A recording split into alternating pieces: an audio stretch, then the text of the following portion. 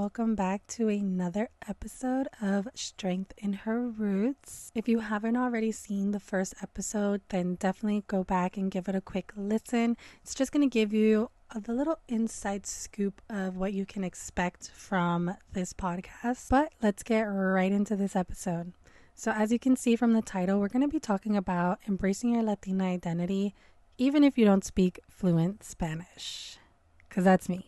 This episode is going to be a deeply personal reflection on the experience of being a Latina woman who struggles with speaking Spanish fluently, despite growing up in a bilingual household. In this episode, we're going to be exploring the feelings of not quote unquote belonging in the Latina community because of language barriers. But we're also going to be offering encouragement, love, and solidarity for women who may feel the same way.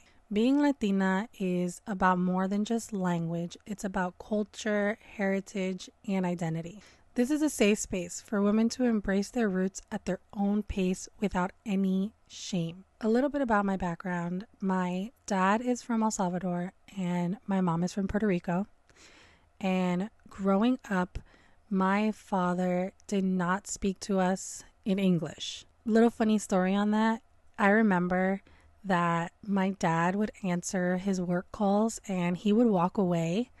And I remember thinking like, oh my God, my dad is embarrassed of his family, or he doesn't want people to know that he has kids and blah, blah, blah. And I just remember thinking this, but reality was we didn't know my dad, or I didn't know my dad spoke English, and he would walk away because he would talk to his clients in English. That's just a funny little story there. So my dad till this day only speaks to us in Spanish, only has ever spoken to us in Spanish.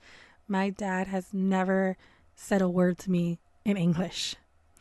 My mom, on the other hand, my mom speaks to us in both English and Spanish. And you know when she's angry, it's Spanish.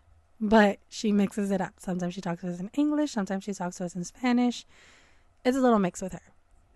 So even though I had my dad who only spoke to me in Spanish, once I learned he spoke English, I spoke to him in English because that was just my comfort language. It was what I knew fluently, and that's just how I knew how to express myself best. So you might be asking, girl, what'd you do before that then? Because there was a point in my life where I thought my dad didn't speak English and I thought he didn't understand it. Actually, another funny little story. I remember when my dad would pick me up from school and I would tell my friends like, oh, this is my dad. And they would talk to him and I'd be like, oh, but like you can't talk to him in English. He doesn't understand English. And I remember we would leave, my dad and I would leave. We would go to the car and he would be like, why are you telling people I don't understand English? And I was like, because you don't speak English. And like, that was just the end of the conversation. But so what did I do before learning that my dad did speak and understand English? I would try to speak to him in Spanish. But here is where things got a little messed up. I used to mix up my words, if that makes sense. My brain thought in English, still to this day it does. And so when I would try to translate it, it would come out wrong. Or there were certain words I didn't know how to say. And my dad thought it was the cutest thing ever. He thought it was so cute. And so he never corrected me. And I remember my mom telling him, like, you need to correct her. You need to correct her because it's going to mess up her Spanish. But he thought it was so cute and he never did. And well, that's where I am today. So growing up and not being fluent in Spanish wasn't always the easiest because people kind of just expected it out of me. Knowing fluent Spanish was always just expected.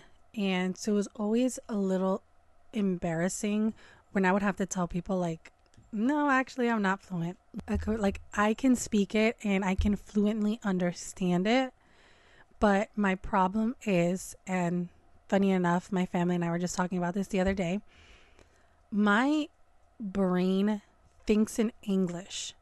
So when I'm trying to speak Spanish, my brain is trying to translate what I want to say in English. And you know that you can't translate exactly English to Spanish. Like, it's not a word for word translation. So my brain's trying to process it all. So when I'm speaking it, I get mixed up in my words, or my accent's a little off and I mess up a word. And that also embarrasses me. And it always has embarrassed me. And so it kind of just deterred me from speaking the language. And I remember seeing my friends and hearing my friends just having a conversation, and they were able to just spit out Spanish and then speak English and just go back and forth. And it was so effortless. But like for me, I felt like I couldn't do that. It felt like it just wasn't as natural for me to do that. And I don't know if you guys are gonna know what I'm trying to say here, but there's times where I'll be talking and in my brain, I think to say something in Spanish because, sometimes things just sound better in Spanish. And so my brain would think to say it and it would just come out in English because I didn't want to deal with the possible embarrassment of me saying it wrong or like my accent sounding a little funny. And so subconsciously it would just come out in English, even though I thought about saying it in Spanish. I don't know if that makes sense, but that's how my brain works sometimes. We're gonna get more into like stories later on, but basically I just felt a little left out sometimes, and I would feel like I was constantly comparing myself to others, and I don't know. I just didn't really feel like, I don't want to say that I didn't feel like I belonged, but in a way, yeah, I felt like I didn't belong. So it took some time for me to just sit with myself and kind of realize that the language isn't what defines like my Latina identity, you know? And I had to kind of sit with myself and tell myself, it's never too late to just reconnect with the language and the culture, and it's never too late to practice it. Taking it back some time. Obviously growing up in a bilingual family, I had not just my parents, but, my tias, tios, primas, primos, this, that, and the third, who spoke Spanish, and I had some of my aunts who spoke only Spanish, and I had some aunts who speak, why am I saying spoke? They're still here. I have some aunts who speak just Spanish, and I have some aunts who speak both English and Spanish.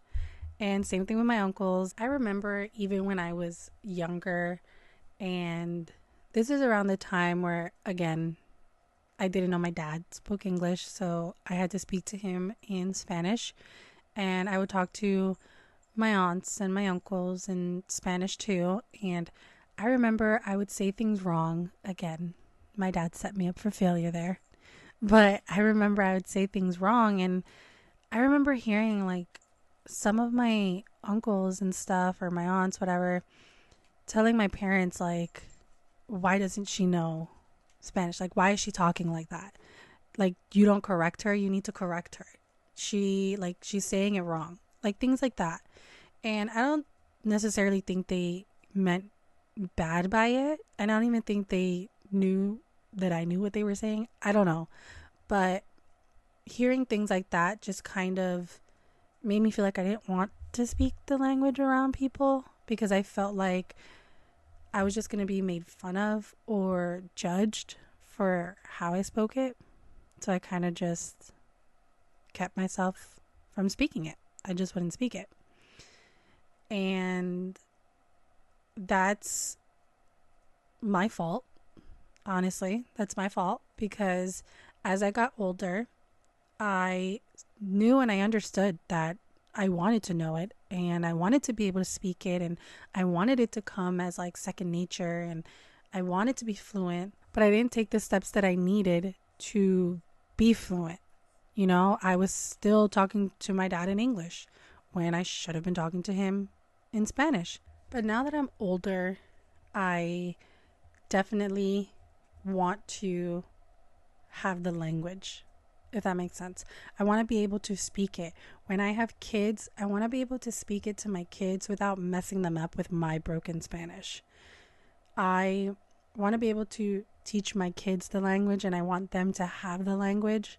So now I need to take the steps right now to become more fluent in the language, to learn it a little bit more, and to start speaking it more. The more you speak it, the better you get, and the less embarrassed I'll feel of like my accent, or if I mess up the feminine and the masculine, because that's my big thing. I there's some words and there's some times where I don't know when to use feminine or masculine, and I feel stupid if I don't know. But like, no, you're not. It is what it is. The important thing is that you're trying. That you're trying to speak the language, that you're trying to get better at it. That's the important thing. Okay? Just remember that. The important thing is that you're trying. I'm not ashamed to say that I'm going to be getting on Duolingo and learning and practicing my Spanish. And you might be thinking Duolingo is like very, what's the word? Very beginner. But you'd be surprised. You'd be surprised what they teach you on there. So I definitely will be back on Duolingo. I used to do it a long time ago and then I stopped. So another major reason on me starting this podcast and making it what it is I remember going online and seeing all these Latina creators who were marketing themselves as Latina creators, you know? Whether it was a Latina creator on a podcast or a Latina creator who does UGC or an influencer, and obviously they're marketing themselves, and I don't know if marketing themselves is the right word, but they're out there being a Latina creator. And so they speak Spanish, you know, they talk about their experiences. My point is they speak Spanish in their videos, in whatever they do, their captions, whatever. There's Spanish involved.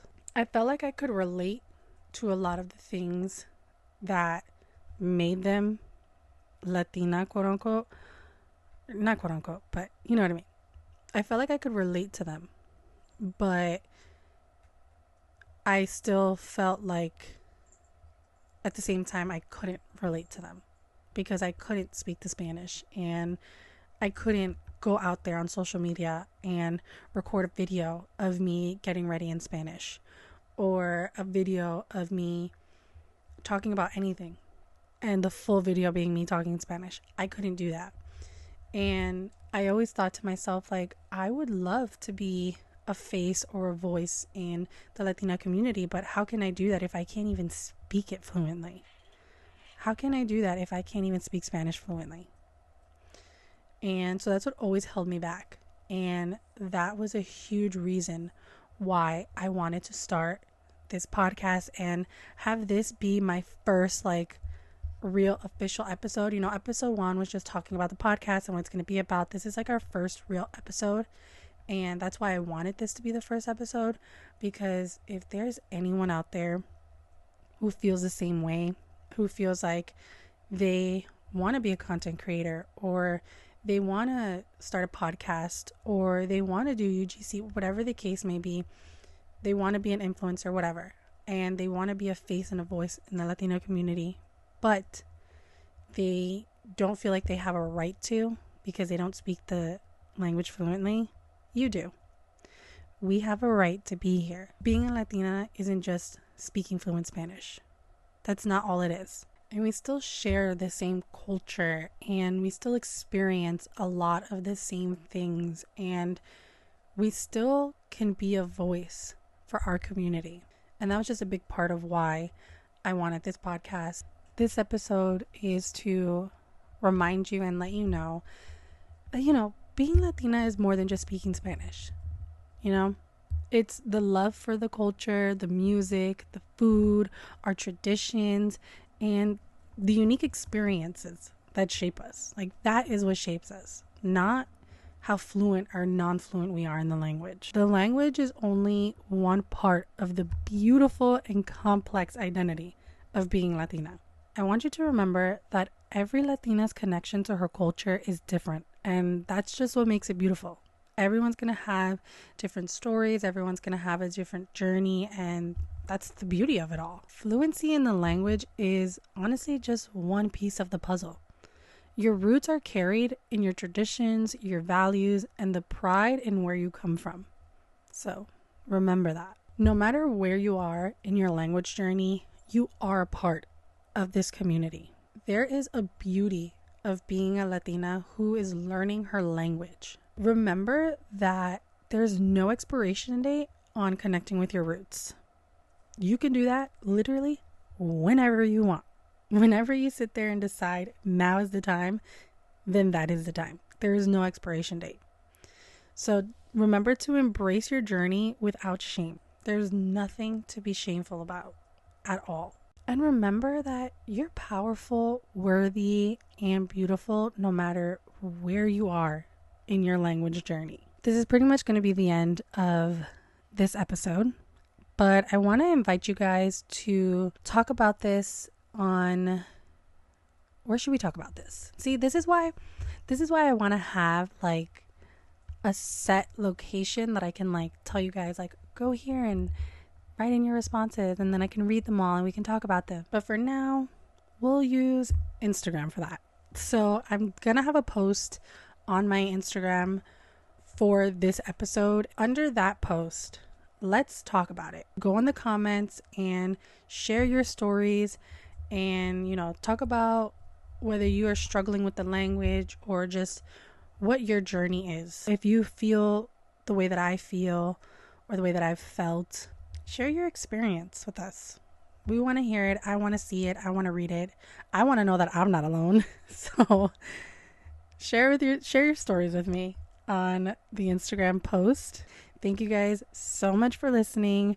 Remember to subscribe to the podcast, and I have the YouTube channel for the podcast as well. So subscribe on there.